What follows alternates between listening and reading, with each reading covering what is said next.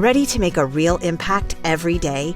Join the Active Day Home Care team and help clients maintain their independence in the comfort of their own homes. Make a difference in someone's life as you provide essential daily assistance and protect their health and happiness. Earn up to $20 an hour and enjoy additional perks like optional daily pay, 401k, paid time off, ongoing educational training, and more. Join a team that values care, compassion, and your professional growth. Visit activeday.com to apply. Okay, so today's deep dive, it's a bit different. Yeah. We're not really looking at like a specific document or policy or anything. We're kind of zooming in on a news story that, I don't know, it's kind of gotten some attention. And it really has. Got all these layers to it. Yeah. And I think it's worth kind of picking apart. So absolutely. To set the stage, we're talking about Representative Kay Granger. Okay. She's a Republican from Texas, been in Congress for a while. A long time. Since 1997. Yeah, she's a powerful figure. Yeah, she's a major player.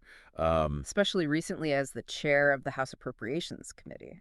Right. And for our listeners who might not be familiar with the ins and outs of congressional committees, that Appropriations Committee, that's essentially the one that controls the purse strings of the entire federal government. Exactly. Like they decide how money gets allocated to all the different programs and agencies. Huge. It's a big deal, which makes one of the most powerful. Oh, absolutely. entities in the House. Which is why this is such a fascinating situation we're looking at here. Right, exactly. Yeah. Because she's not running for re-election. Right. Which, okay, fine, whatever. I mean, that happens. She's been there a long time. Yeah, you'd kind of expect that at some point. But she's also been missing from votes for months. Right. Like crucial votes. Including some on government funding. Yeah, exactly. Like the stuff that... Pretty important stuff. That her committee... You would think she'd be there. Supposed to be, front and center on. Right. And there's all this talk, all these rumors. Yeah, there's a lot of whispers. About her health.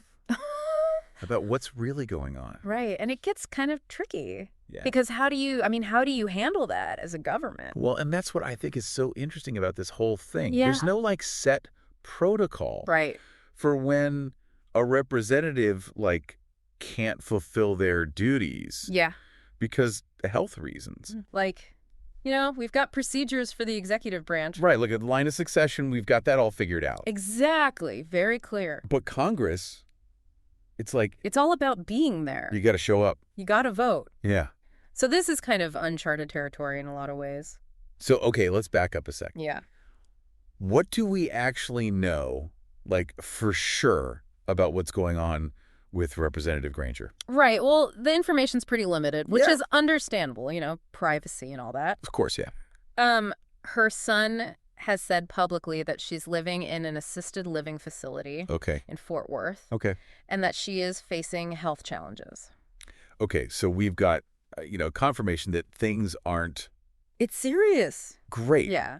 But the specifics? We don't really know the details. Yeah, that's fair. So we've got this powerful politician clearly dealing with something serious. Right. And a system that's doesn't know what to do. Doesn't have a playbook for this. So what about the people she represents? Right. The people in her district. Her constituents. Yeah. In Texas. The 12th district. Yeah. Do they just not have a voice in Congress right now? That's the million-dollar question, isn't it? Yeah. I mean, technically, yeah, she still holds the seat. Right. Until her term's up. Exactly. But if she's not there... If she can't vote... On these big issues? Yeah, the ones that affect her constituents. Then are they being represented fairly?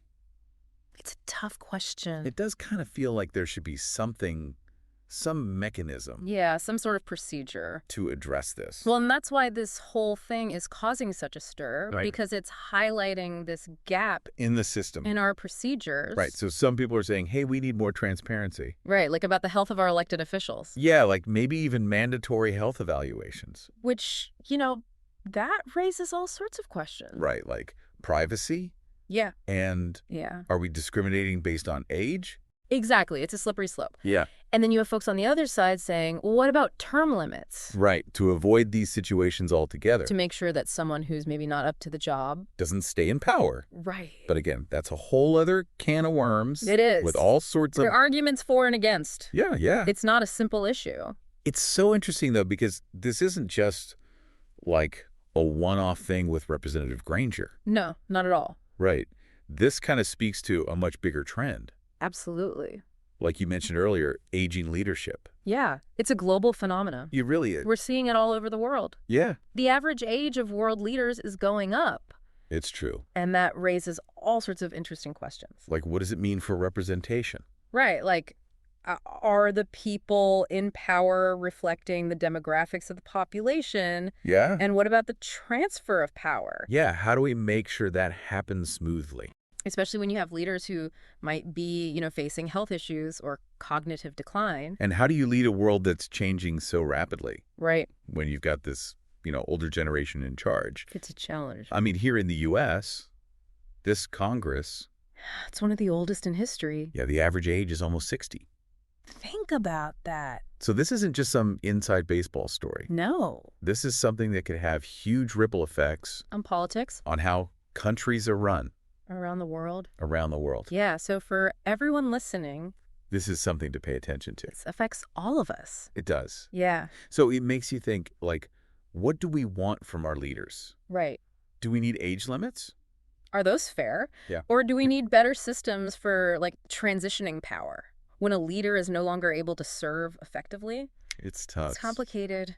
Yeah, there are no easy answers. No easy answers. But it's a conversation we need to have. Absolutely. So at the end of the day, Representative Granger's story, it's personal. Yeah. But it also shines a light on this much bigger issue. Of aging leadership. And how we deal with it. In a world that's constantly changing. Exactly. So it really makes you think about representation, transparency, accountability, and how we ensure effective leaders as the demographics of our leaders keep shifting, continue to evolve. It's something to think about. Yeah, it's something to really consider for all of us as we move forward. As voters, as global citizens. Oh yeah, exactly. Because this isn't just about one country.